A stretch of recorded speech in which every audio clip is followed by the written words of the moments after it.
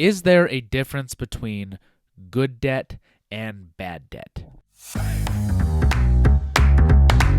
today we're going to dive into 3 forms of, yeah, man, I've been there.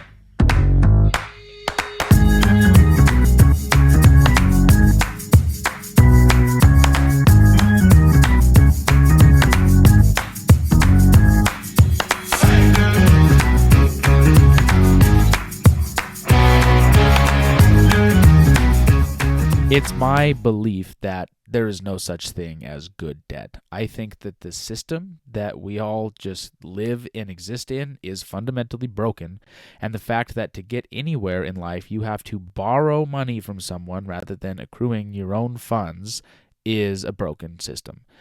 I think that you should be able to wake up at 18 years old and go out and get a job and be able to live a financially independent and spiritually independent and physically independent life. I don't think that you should have to have ties to a financial institution, point blank period. But that being said, how can you utilize good debt to secure your future and your independence from this terrible system that we have all woken up in? So let's take a look at some of the defining differences between what good debt looks like and what bad debt looks like. And the number one difference between the two is going to be an incredibly high interest rate. That is going to be synonymous with bad debt. Anything that is going to cost you substantially more in the long run to borrow than it is to just pay for it outright is not going to help. One of the other defining factors of a bad debt is going to be, does whatever you buy go down in value the longer you own it for? So if you use a high interest loan to purchase something like the newest smartphone or a laptop, something that as the years progress will get less and less expensive as technology progresses, that's going to be considered a bad debt. So let's look at some examples of good debt. A couple of these examples are going to straddle the line very carefully between being good debt or bad debt. My first example is going to be student loans. Now, I might catch some flack for this, but hear me out. If you pull, and these are just fake numbers, okay? But if you pull a $200,000 loan to go get a job that pays you $15 an hour starting out, and maybe the ceiling for that position is $24 an hour, you are not paying that $200,000 loan back anytime soon, making it bad debt. And here's the thing about student loans. You can't get out of that. You can't file bankruptcy. You are not moving forward with a student loan. But if you utilize that student loan to go get a career that makes you $100,000 a year, then you're going to pay that student loan back relatively quickly. So be very wise with the decision that you make to go to school. I personally did not go to school. I do take online courses. I do have a life coach. I do, pay for knowledge as well as seek out as much free knowledge as possible. YouTube is a wonderful resource. Wherever you want to go and find information, absorb it all.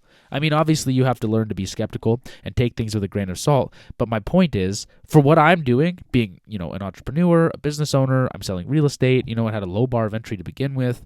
I didn't need a college degree. And so far I'm living debt free. So you have to examine quality of life.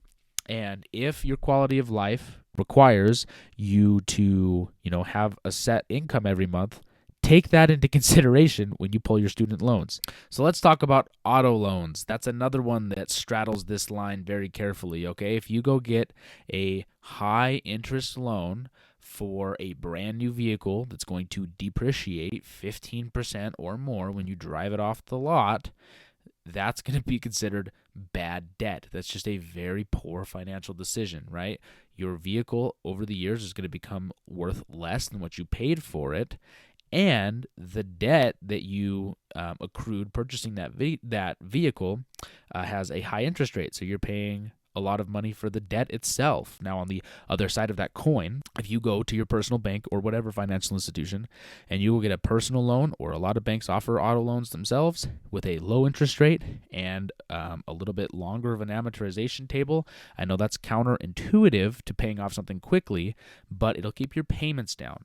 So you have to assess, what's your end goal? Do you want no debts at all, or do you want a lower payment? Regardless, you can use both of those strategies and go purchase a vehicle that is a private sale. Obviously, make sure it's mechanically sound. I understand that there's liability in that, but my point is they're going to be way cheaper. Typically, I know that we just went through some pretty serious price hikes in the used car market recently, but I assume those are going to go back to normal over the next few years, and this advice will be pretty sound. Okay, other bad forms of debt. Payday loans. That's another very broken cycle that will keep you down. And the further you get in, the harder it is to get out. Those are incredibly high interest rates. They do not have a long window before you have to pay them back. They are predatory, and you need to stay away from them. It is always going to hurt you. All right, now let's talk about some good debt, probably the holy grail of good debt, and that is a mortgage loan. Now, the reason why this is good debt is because you can utilize this debt as leverage to be able to further your life in some way or another. And the reason being is because homes appreciate in value, creating something called equity. So that equity is the difference between what you owe on the home and the home's fair market value. You get to enjoy all of the money that your house went up in value when you sell it. If you want to learn all the ways you can make a mortgage loan work in your favor, check out this video here. And I don't see this one talked about nearly as much, but if you are an entrepreneur, you're motivated, you're a self-starter, and you just have this drive in you to just be great at something or just like build something really big or accomplish something great, business loans. I mean, taking out a loan and starting a business can be an incredibly sound investment. That is, of course, if your business is a sound business. It can be risky if you go open up a bow tie shop in Chinatown. Probably not going to sell a lot of bow ties. I just made that example up. I have no idea if they buy bow ties in Chinatown. But my point is, if your business flops, your debt is going to still be owed. And if you're not just starting out and you've already accrued a bunch of debt, follow this link to download my free course on how you can scale that mountain and conquer it and start out at this baseline so that you can enjoy financial freedom as well.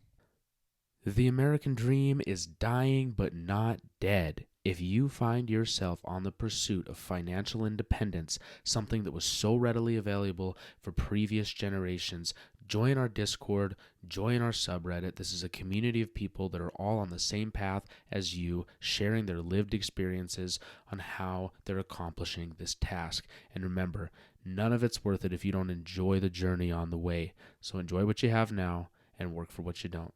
We'll see you on the next one.